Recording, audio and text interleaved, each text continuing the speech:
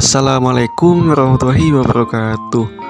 Nama saya Muhammad Maulana Idrus. Jadi di sini saya akan menjelaskan mengenai peran politik ekonomi Islam dalam pengembangan ekonomi Islam pada masa Orde Lama. Yang pertama yaitu mengenai pemikiran politik ekonomi Islam pada masa Orde Lama. Pemikiran politik ekonomi Islam pada masa Orde Lama sebenarnya sudah bisa kita ketahui melalui pemikiran salah satu bapak bangsa kita, yaitu Muhammad Hatta. Muhammad Hatta setidaknya meletakkan 3 nilai sebagai pondasi dalam melakukan aktivitas ekonomi yang hendak dibangun tentunya.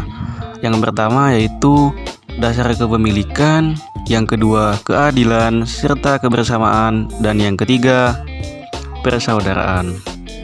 Yang kedua yaitu mengenai kebijakan politik ekonomi Islam pada masa Orde Lama. Jadi kebijakan ekonomi Orde Lama didasarkan pada 2 prinsip utama, yaitu yang pertama pembangunan ekonomi yang berpihak pada banyak rakyat, dan yang kedua kebebasan dan kedaulatan ekonomi nasional. Untuk mencapai kedua tujuan tersebut, Orde Lama menerapkan berbagai kebijakan ekonomi, antara lain yang pertama yaitu kebijakan nasionalisasi. Kebijakan ini dimulai pada 29 Desember 1957 dengan mengambil alih perusahaan-perusahaan Belanda di bidang perkebunan, pertambangan, transportasi, dan perbankan. Kebijakan ini diawali dengan pengambil alihan perusahaan-perusahaan Belanda di Sumatera Utara, kemudian diperluas ke seluruh wilayah Indonesia. Kebijakan nasionalisasi perusahaan-perusahaan Belanda bertujuan untuk mengambil alih aset-aset ekonomi yang dikuasai oleh negara asing. Tujuannya adalah untuk mengurangi ketergantungan Indonesia terhadap modal asing dan memperkuat posisi ekonomi nasional.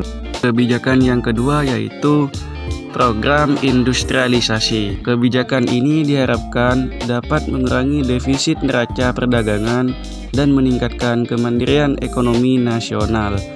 Program ini dimulai pada 1956 dengan fokus pada industri dasar seperti tekstil, semen, dan baja.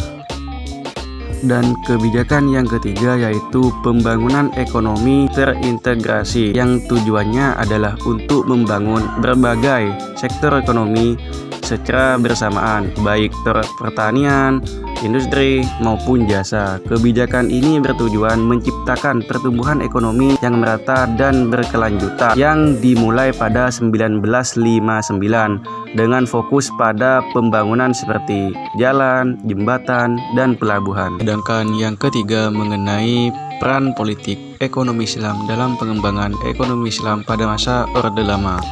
Jadi, peran politik ekonomi Islam dalam pengembangan ekonomi Islam pada masa Orde Lama terlihat melalui beberapa praktik ekonomi yang sejalan dengan nilai-nilai Islam, yaitu koperasi sebagai pilar ekonomi sosial.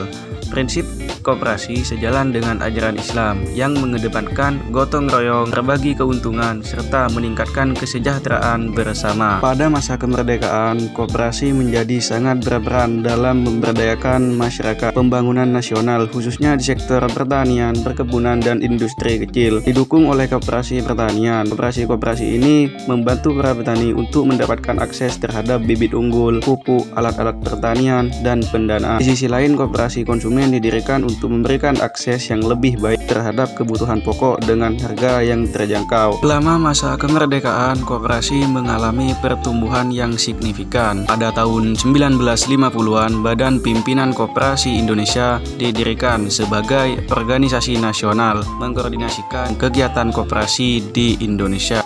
Baik, itu yang bisa saya sampaikan mengenai peran politik ekonomi Islam dalam pengembangan ekonomi Islam pada masa Orde Lama. Apabila ada kesalahan, minta maaf. Wassalamualaikum warahmatullahi wabarakatuh.